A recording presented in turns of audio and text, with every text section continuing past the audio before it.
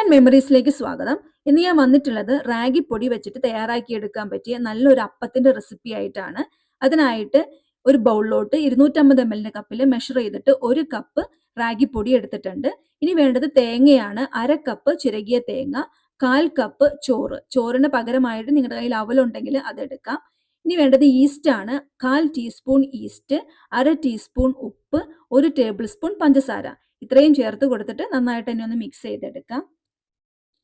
ഇനി നിങ്ങളുടെ കയ്യിൽ റാഗി പൊടിയില്ല, ഹോൾ റാഗി ആണുള്ളതെങ്കിൽ തലേദിവസം രാത്രിയിൽ 1 കപ്പ് റാഗി വെള്ളത്തിൽ കുതിർക്കാൻ വെച്ചിരുന്നാൽ മതി. പിറ്റേ ദിവസം ബാക്കി എല്ലാ ഇൻഗ്രീഡിയൻസും ചേർത്തിട്ട് അരച്ചെടുക്കാം.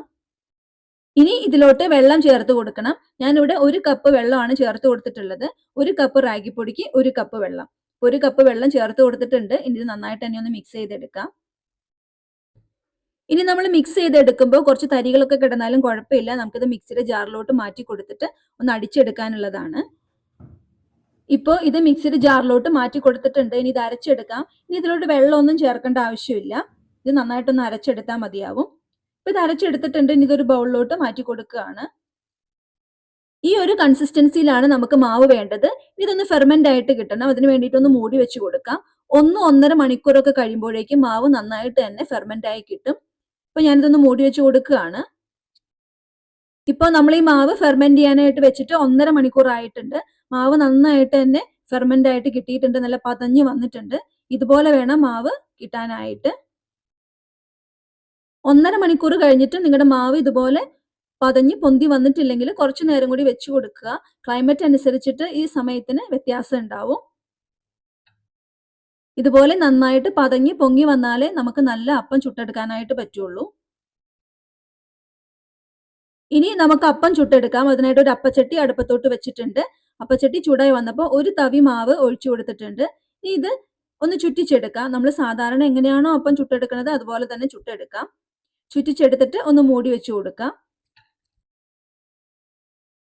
ഇപ്പോൾ നല്ല സോഫ്റ്റ് ആയിട്ടുള്ള റാഗി അപ്പം റെഡി ആയിട്ടുണ്ട്. കണ്ടില്ലേ, നല്ല സോഫ്റ്റ് ആയിട്ടുള്ള അപ്പമാണ്. റാഗിയിൽ ഒരുപാട് ആരോഗ്യ ഗുണങ്ങൾ ഉണ്ടെന്ന് നമുക്ക് എല്ലാവർക്കും അറിയാം. ഷുഗർ കുറയാനും കൊളസ്ട്രോൾ കുറയാനും അതുപോലെ തന്നെ വെയിറ്റ് ലോസ് ആഗ്രഹിക്കുന്നവർക്കൊക്കെ കഴിക്കാൻ പറ്റിയ നല്ലൊരു ഫുഡാണ് റാഗി.